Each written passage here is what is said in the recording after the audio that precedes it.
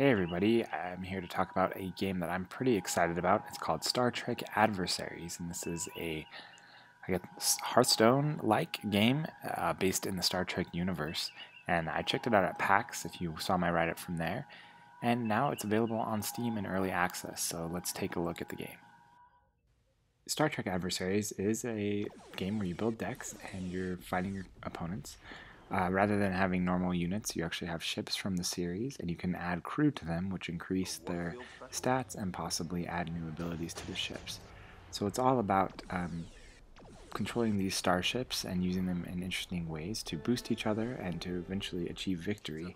You achieve this by getting your opponent's flagship, which has its own set of hit points down to 0, and your flagship has special abilities that charge up during the course of the game, and any excess energy you don't use on a turn actually goes into your auxiliary power, which helps to charge your special abilities. So it's a really interesting take on the genre. Definitely has a Star Trek feel to it, but also adds some new elements. But you'll see tons of things that you're familiar with, such as taunt type abilities, special abilities, things like that are all represented here.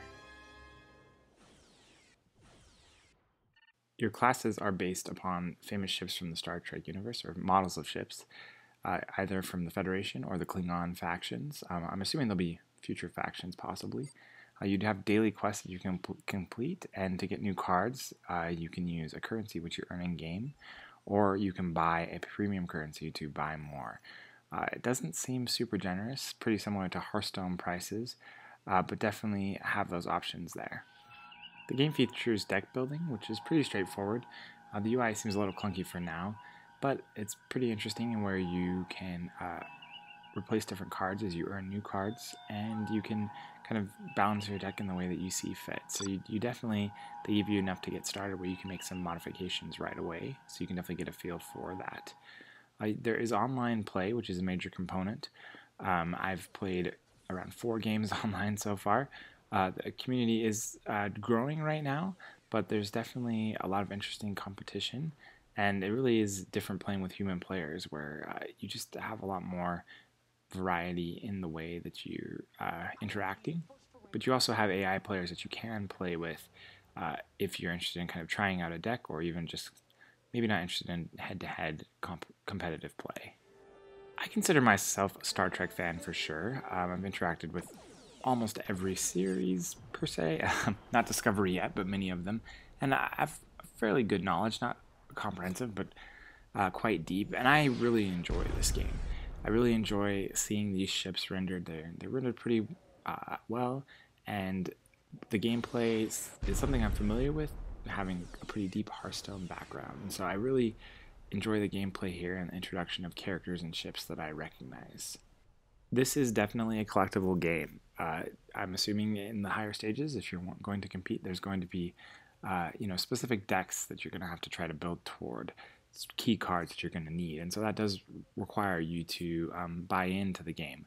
I haven't bought into the game personally yet, but it definitely seems like there's potential there for that to be a need in the future. But right now I'm having quite an enjoyable time across AI and competitive play, but we'll see if that holds as players become more skilled and have stronger decks as the game progresses. One cool unique thing about this game, though, is that each ship, each class, comes with a bunch of core cards, and those you don't actually have to earn.